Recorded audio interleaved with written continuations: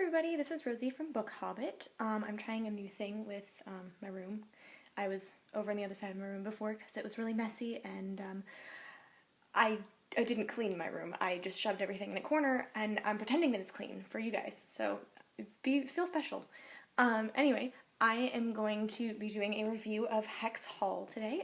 I know that this is an older book and you've all probably read it or at least heard reviews about it, but I'm a little behind the times because I'm still working on catching up on all of my to-do list bookshelf stuff. So this is one of them. So let's get started on that. So Hex Hall is about a girl named Sophie Mercer who is a witch, and she discovers this, she turns 12 and she starts making magical things happen. One of which is a love spell gone wrong. So she gets sent to Hex Hall, or Hecate Hall, Hecate? Something, Hex, we're gonna call it Hex, because I can pronounce it. Hex Hall, which is basically juvie for witches and demons and werewolves, shapeshifters, fairies, the like. So it's got this very old-timey witchy feel. I kept thinking of that movie, The Worst Witch, which is great timing because today is Halloween. Ridiculous movie. Anyway, I kept getting that feel from this book. It's all about witchcraft and magic. And so Sophie meets some very interesting people when she goes to Hex Hall. She meets I like to call them the evil triplets. They're these other witches led by Elodie, who's basically their Regina George. She meets a guy named Archer Cross, who is the love interest. He's super handsome. And she has a roommate who is a vampire, one of only 2 vampires in the entire school. So that makes for some interesting drama. People start getting murdered, or they start having attempted murders, and they get hurt, and her roommate looks like the most likely suspect because it looks like vampire bites. But Sophie knows that her roommate isn't really that type, so she goes out to search for the real culprit. And that's sort of what the story's about. It discovers a lot of things about magic and about the community that she's now a part of, and she discovers a lot of things about her family. I absolutely adore the narration for this book. It is hysterical. I burst out laughing several times while reading it. It's so funny. Sophie's a great narrator. She's hysterical. The book is written like a person would talk, not like a person would write. So I felt like I was present the whole time, and I felt like I was engaged in it, which I don't find from a lot of newer fantasy books. I tend to find that I'm a little bit distanced from everything, but in this book I felt very much a part of it. I love Sophie. She's great and really funny. I'm not usually somebody who likes main characters. I am that kid who hates the main character but likes the sidekick. I'm a Ron Weasley kind of girl, I'm not into Harry Potter, it's just a thing. So I was really surprised, but I really liked Sophie, and I loved her roommate. Archer is growing on me.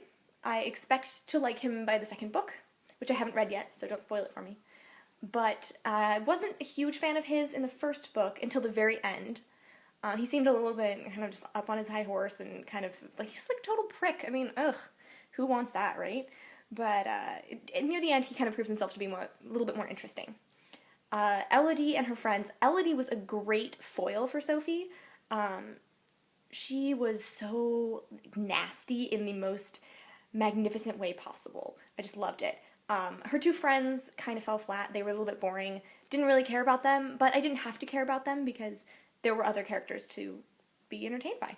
Sophie's roommate Jenna, who is the vampire, she's fantastic. Really funny too. She's a great companion for Sophie. Her favorite color is hot pink, which they keep bringing up, and I just imagine this vampire decked from head to toe in like pink boas and stuff, which is just really a funny image for me, and I love that.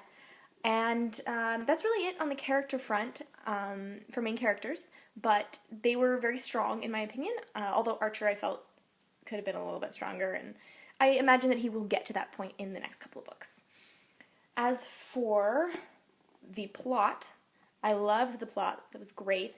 I kept thinking I knew what was going to happen. I kept thinking, oh, I totally have this figured out, and every time I thought I had it figured out, I would be thrown for another loop. I would think, oh my gosh, I don't know, and then I would think, oh, now I know, and then they'd tell me, they throw something else at me, and I thought, oh my gosh, now I don't know again. So it was really great. Turned out I was right the first time, but all the different little hints that you get keep throwing you off the trail and then keep coming back. So it's really interesting. It's a really interesting read. I really liked it. I'm looking forward to the sequel. The only thing I didn't really like was the love interest, actually.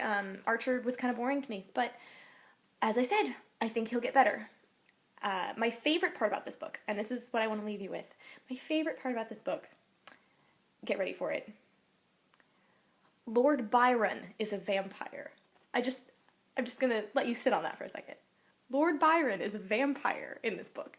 I just thought this was fantastic that she brought in, like, historical people and put them in the book as mythological creatures, and I just thought that was so funny and so clever. I was reading this in the middle of a group of, like, literature majors, and I started laughing and laughing, and I was so glad I was in the company of like-minded people, because otherwise people would have been like, what is wrong with that chick? So I got to read out a passage to them, and that was really fun. I recommend this book to everyone and anyone. It's basically like a cross between Harry Potter and The Worst Witch, which you should all go watch and then try to drown your sorrows in chocolate, because it's a really bad movie. Anyway, recommend it. Go read it. See you guys later. Bye.